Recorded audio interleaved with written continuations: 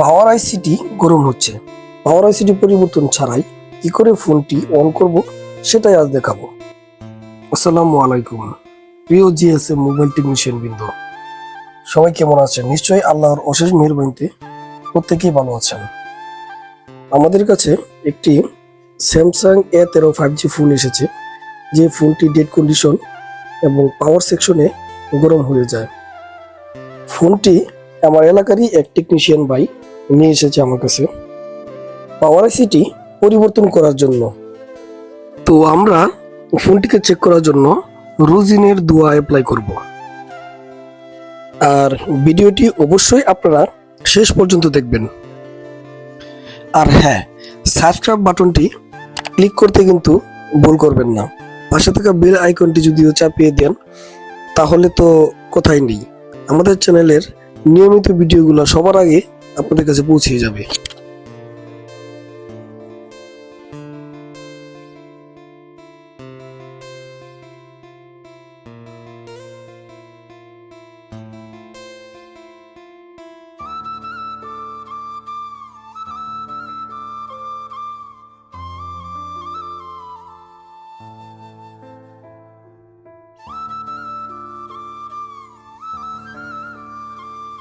ফোনটিতে battery connector, battery এবং charger লাগিয়ে আমরা দেখতে পাচ্ছি যে ফোনটি পাওয়ার আইসি আস্তে আস্তে হিট আপ হচ্ছে। আমরা একবার পাওয়ার আইসির আশেপাশের ক্যাপাসিটরগুলা মাল্টিমিটারের মাধ্যমে চেক করে নিব।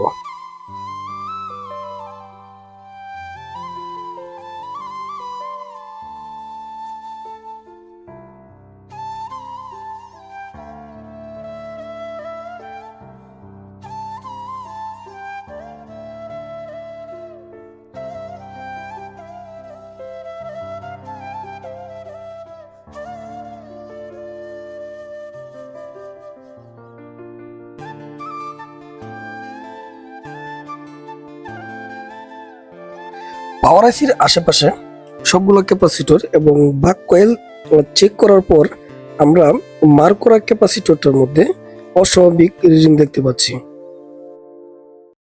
আপনাদেরকে বোঝানোর সুবিধার্থে আমি মাল্টিমিটারটিকে সামনে নিয়ে আসতেছি।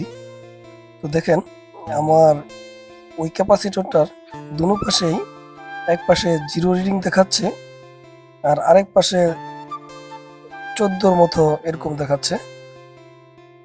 তো বর্ণীয় স্কিমেটিক ডায়াগ্রামটি ওপেন করে দেখে নেব এই ক্যাপাসিটরটার কি কাজ এবং কি লাইনের সাথে সম্পৃক্ত।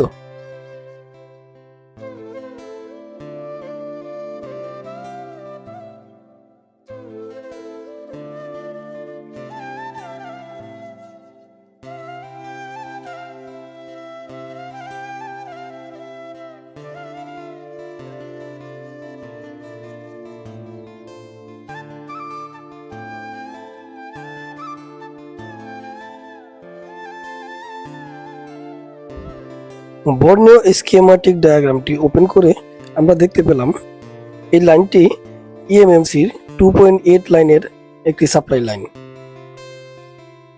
আপনাদেরকে বোঝানোর সুবিধার্থে স্ক্রিনে আমি আরো সহজ করে দিলাম। বিডিডি 2.8 যে লাইন সাপ্লাইটি আছে, এই লাইনটি আমরা অস্বাভাবিক রিডিং দেখতে পাচ্ছি।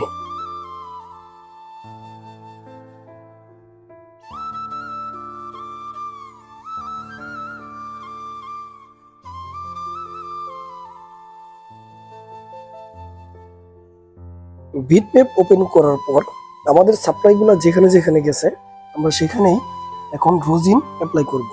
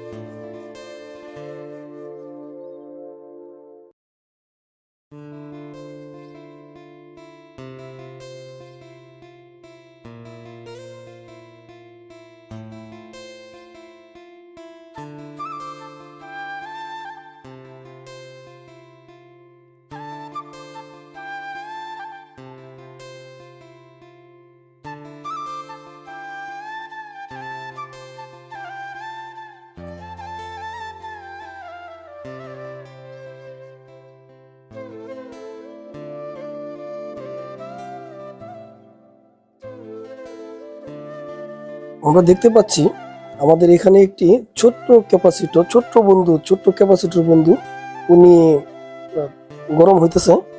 তো আমরা এটাকে রিমুভ করে দেখব যে তারপরেও আমাদের ফোনে শর্টটা থাকে কিনা।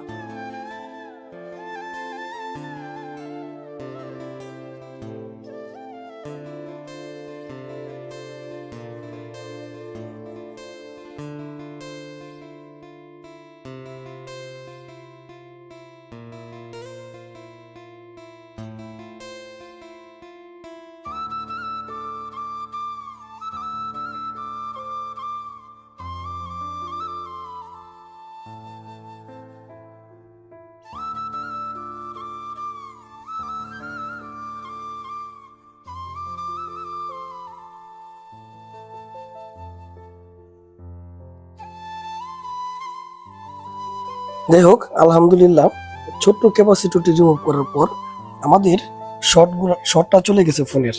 এখন আমরা যে ক্যাপাসিটরটাতে অস্বাভাবিক রিডিং দেখতে পাচ্ছিলাম, 14, 15, 16 এরকম রিডিং ছিল, এটা কিন্তু এখন একদম চলে গেছে। 265 মতো রিডিং আমাদের এখানে এসেছে। এখন যেহেতু শর্টটি চলে গেছে, এখন আমরা বোর্ডটিকে ভালো করে ক্লিন করে সেটআপের সাথে সংযুক্ত করব।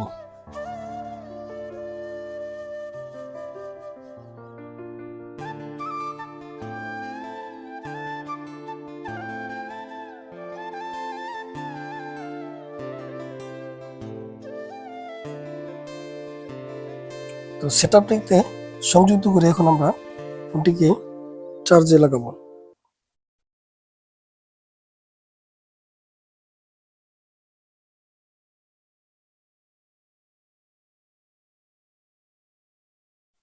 তো দেখতেই পাচ্ছেন, আলহামদুলিল্লাহ আমাদের ফোনটি সাকসেসফুলি ভাবে আমরা সেকেন্ডারি লাইনের শর্টটিকে আমরা রিমুভ করতে পেরেছি।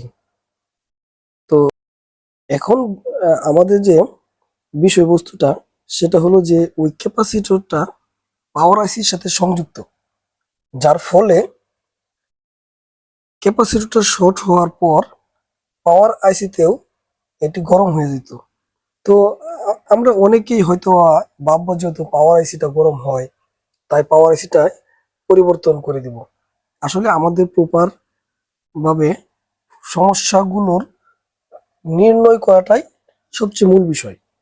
আমরা ফোনটিকে ডিসপ্লের সাথে ফিটিং করব।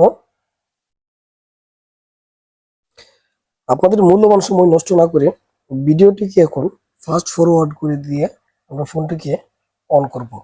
পাওয়ার বাটন প্রেস করে ফোনটিকে এখন অন করব।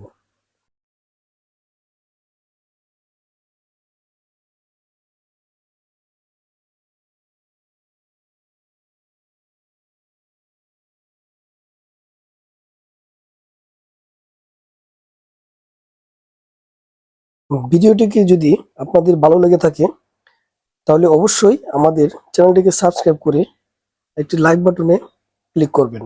ধন্যবাদ।